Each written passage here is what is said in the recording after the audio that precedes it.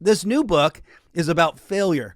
And I got to ask you why. Why did you decide to write a book about negotiation failure? When we don't succeed all the time, we're beginning to feel like we're not good negotiators. One of the most important tips that I can offer a leader is you need to make it okay to fail. It doesn't mean we're all setting out to fail, right? Like that's not the point.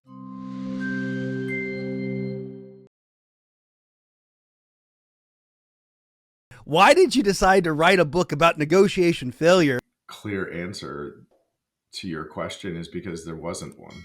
I started to look around. Somebody came up to me and said, listen, I really love your book. It's great. It's really interesting. It's really, the cases are terrific, whatever. But why'd you write about success? And I thought, okay. And I said, tell me more. And she said, well, there's no question in my mind that we learn much more from failure. So I started to look around and started to sort of say, well, what's out there on this subject? And the more that I looked, the less that I found, really. I mean, there were a few articles and a few things. When we don't succeed all the time, we're beginning to feel like we're not good negotiators. And is that right? And I'm like, no, absolutely not. That's exactly not right. That anytime you're dealing with a difficult, challenging problem, which is what negotiation often is all about, you're going to fail. Like it's part of the negotiation landscape. The two reactions that I saw most common when I would talk to people about their failures were, one, the porridge was too hot, right? Like I'm going to blame others. I'm going to rationalize behavior. I'm going to, focus on the things that were outside of my control and then, talk about that as the reason why this didn't work. Um, that doesn't really help you because you're not really learning from that, right? Blame doesn't serve a purpose in negotiation or in this kind of an analysis. It serves the purpose of protecting your reputation, which that's not going to help us. The too cold bowl of porridge, if you will, is that people would experience a tremendous amount of anxiety, um, and uh, and find their failure really debilitating to the point where when they would go back to the negotiation table, they would be bringing that baggage with them. They would find the process really uncomfortable and be really nervous. And then they would give away more than they should and all that kind of stuff, right? So you have these two polar opposites. And the just right bowl of porridge is take it in, learn from it, and become a better negotiator. And it's not easy. Like I'm not suggesting it is, but that to me is the process that we all need to go through to actually um, make sure that our failures are not wasted. There's a great quote that a colleague of mine told me from Nick Saban, the football coach, who said basically, you never want to waste a good failure. And I was like, wow, that's really interesting. And yet, really true that there's so much our failures teach us, but for most of us, we're not learning. How does this get put into practice, right? Because we always we say this, we expect organizations to learn from their mistakes. How's a good leader kind of implement this with their team? One of the most important tips that I can offer a leader is you need to make it okay to fail. Now, let's again not misinterpret what that means. It doesn't mean we're all setting out to fail, right? Like that's not the point.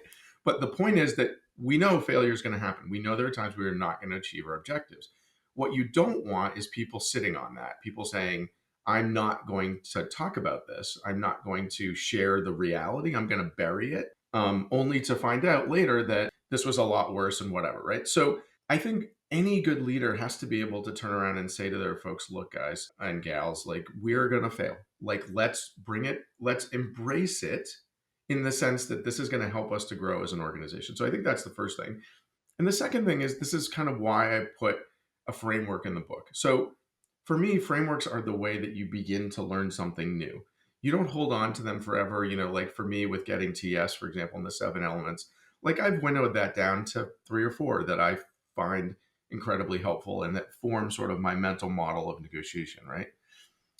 That's what I was trying to do with these steps, is to say, look, most of you don't have a process. Here's a process that I'm pretty sure if you go through, it's pretty difficult not to learn from this in a productive way. Aram, you mentioned the notion of it's not easy.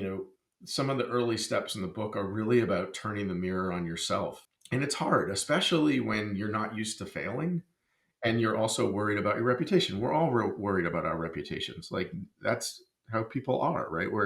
And there's nothing wrong with that.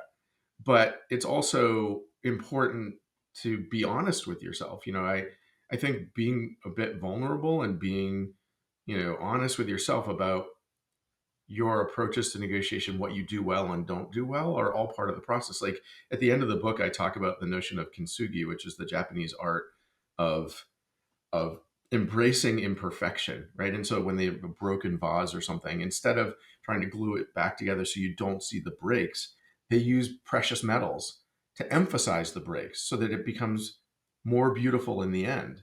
And in some ways, that's part of what I'm saying to people is, you know what, like you don't have to hide this. We all know we fail. Like, and for me, it was actually a bit of a blessing. And I mentioned this in the book that growing up as a kid, like I failed a lot. And so I was like, okay, well, I'm learning to pick myself back up here. And I would say honestly that much of my life and where I am now is because I've learned about that. And there's so many people I've met who are unwilling to take risks.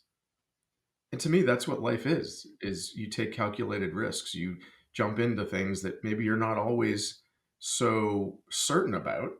Um, but that's where you learn the most and where things become the most fulfilling. So that's the essence of it. And I think how you use the book is designed really to be that kind of a tangible sort of step-by-step kind of way to work yourself through things with some worksheets and things like that.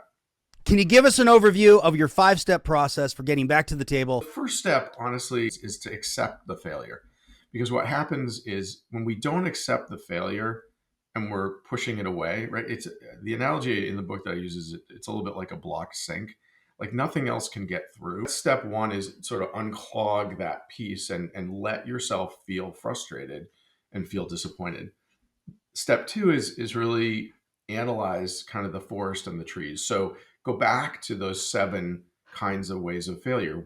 Which one does yours fit into and why? The third step is that when you do that kind of an analysis, you then start looking at what did I learn? The fourth step is the idea of actively unlearning your weaknesses. And then the last piece is sort of maybe a little less clear, but it's sort of getting back to the table smarter and stronger. No, I love that. Step 4 is unlearning our weaknesses or natural approach to negotiating. How does the unlearning cycle and a weakness chart help someone increase their introspection, adjust their mindset, and behave differently at the negotiation table? And one of the things that I try to actually be very clear about is what I'm talking about is active unlearning. But when you actively unlearn, you're saying, let me really think about my approach to negotiation. And do I think that everything I've learned, and how did I learn it? I say, what is it you need to unlearn? How did you learn that?